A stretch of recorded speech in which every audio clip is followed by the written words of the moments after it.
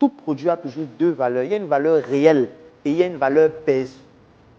Et quand vous présentez votre projet devant des investisseurs, ce qu'ils achètent, c'est la valeur perçue. Parce que ce n'est que ça qu'ils peuvent d'abord voir. Et si la valeur perçue montre que vous n'avez rien, personne ne va vous donner. Parce que personne ne veut donner aux pauvres.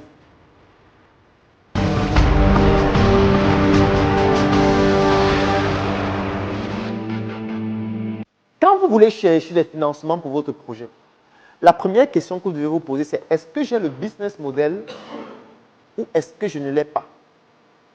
Si vous n'avez pas de business model, ne cherchez pas de financement. Continuez de résoudre votre équation entrepreneuriale.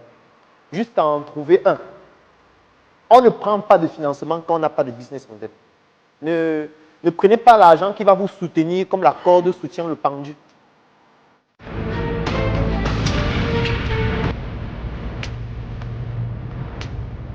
Comme je le dis toujours, il faut toujours débuter avec vos finances personnelles, avec votre épargne.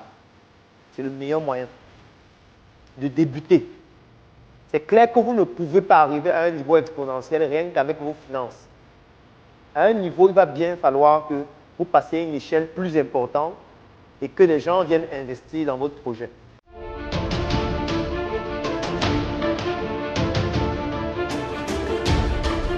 Il faudra aussi avoir des spécialistes qui peuvent interagir en ligne.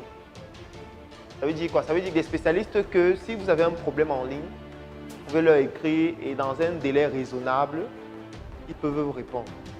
C'est important, c'est un critère de sélection. Ça veut dire qu'il y a parfois des gens qui vont vous écrire pour certains problèmes urgents. Et il faudrait que vous soyez capable de contacter le spécialiste. Ça peut être par téléphone, ça dépend. Ça peut être que vous appelez pour avoir une information rapide.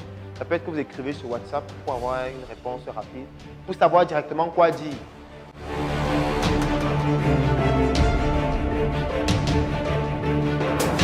C'est qu'il faut que vous puissiez trouver l'algorithme qui permet de convertir une femme qui écrit en inbox, une femme qui écrit en WhatsApp, en une patiente.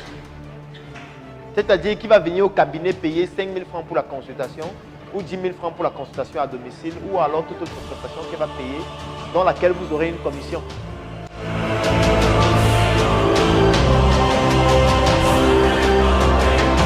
Quand vous créez votre structure hospitalière ou même tout autre projet entrepreneurial, vous devez toujours comprendre qu'il y a des mafias qui existent.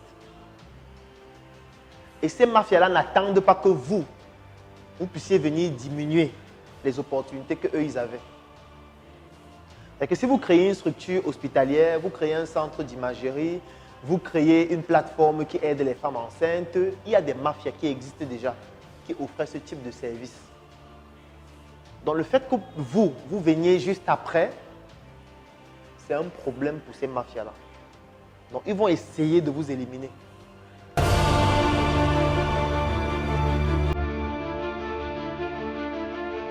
Il y a principalement 4 étapes lorsqu'on veut mettre sur pied une démarche d'intelligence économique. Avant les 4 étapes, il y a d'abord l'objectif qu'on se fixe. Ça veut dire quel est l'objectif que je veux atteindre à la fin de ma stratégie. On va identifier et rechercher l'information. Ça, c'est la première étape. La deuxième étape, c'est qu'on va analyser l'information, c'est-à-dire on va la traiter. La troisième étape maintenant, c'est quoi? C'est qu'on va développer une stratégie qui va donc utiliser l'information traitée afin de pouvoir la rendre plus performante. Et la dernière étape, c'est de faire de l'influence et du lobbying.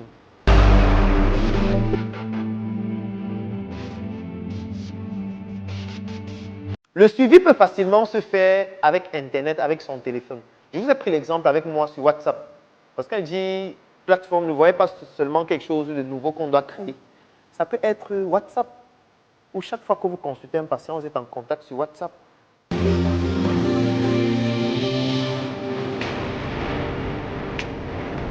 Mais il n'y a pas un domaine de la médecine où l'intelligence artificielle ne va pas intervenir. Tous les domaines. Aujourd'hui, les robots opèrent, je pense que vous le savez. Et les robots opèrent avec des performances supérieures aux médecins, aux chirurgiens.